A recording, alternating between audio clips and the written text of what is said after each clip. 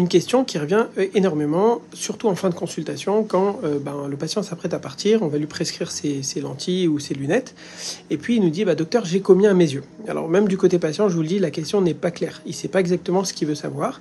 Est-ce que c'est la puissance du verre qu'on va prescrire, ou est-ce que c'est sa vision, son acuité visuelle? Donc c'est bien de faire un point.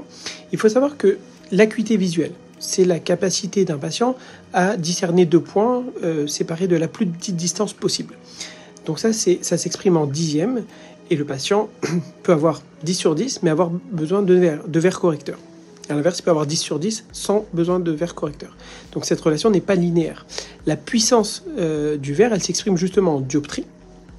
Alors chez les hypermétropes, ça va être en plus sur l'ordonnance, les myopes, ça va être en moins, avec le signe moins, mais donc cette relation n'est pas linéaire. Chez un patient normal, on va dire qu'il n'a aucun souci autre que le problème réfractif de vision, alors on peut faire une corrélation chez les patients myopes. Donc chez les patients myopes, on peut dire qu'un patient myope de moins 1 dioptrie, il verra flou à partir de 1 mètre. Un patient myope de moins 2 dioptries, il verra flou à partir de 50 cm, et un patient myope à partir de moins 4 dioptries, il verra flou à des 25 cm. Alors, l'inverse n'est pas vrai pour l'hypermétropie. Pourquoi? Parce qu'en fait, on est tous dotés au niveau de l'œil d'un phénomène de mise au point. L'œil fonctionne comme un appareil photo.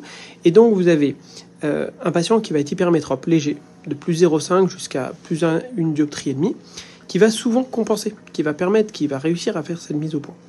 Maintenant, au-delà, en général, ça peut entraîner des maux de tête, une fatigue visuelle et même une vision floue, de près et parfois de loin.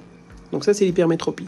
L'astigmatisme, c'est encore autre chose, mais ça entraîne une déformation des images et une vision floue assez rapidement, je veux dire, à une distance déjà très courte, un peu comme la myopie. Voilà. En dehors du défaut réfractif, d'accord, l'acuité visuelle n'est pas le seul élément qu'on prend en compte, surtout quand on envisage une chirurgie réfractive par laser.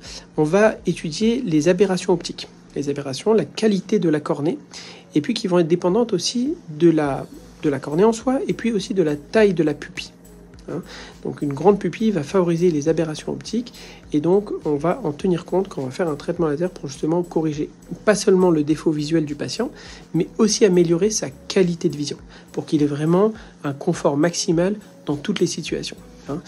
Pour imager, pour que ce soit très clair, très simple, quand vous avez une myopie de moins 2, on va vous prescrire des verres de moins 2, certes, donc vous allez bien voir, mais votre cornée, elle n'est pas forcément parfaitement régulière. La taille de la pupille va être peut-être plus importante chez vous en basse lumière, donc la nuit, et donc vous allez peut-être être très gêné. D'accord? Donc ça, on ne peut pas corriger du sur-mesure avec les lunettes. La qualité optique est meilleure en lentilles, et voilà. Donc j'espère avoir fait le point, que ce soit un peu plus clair pour tout le monde. Bonne journée.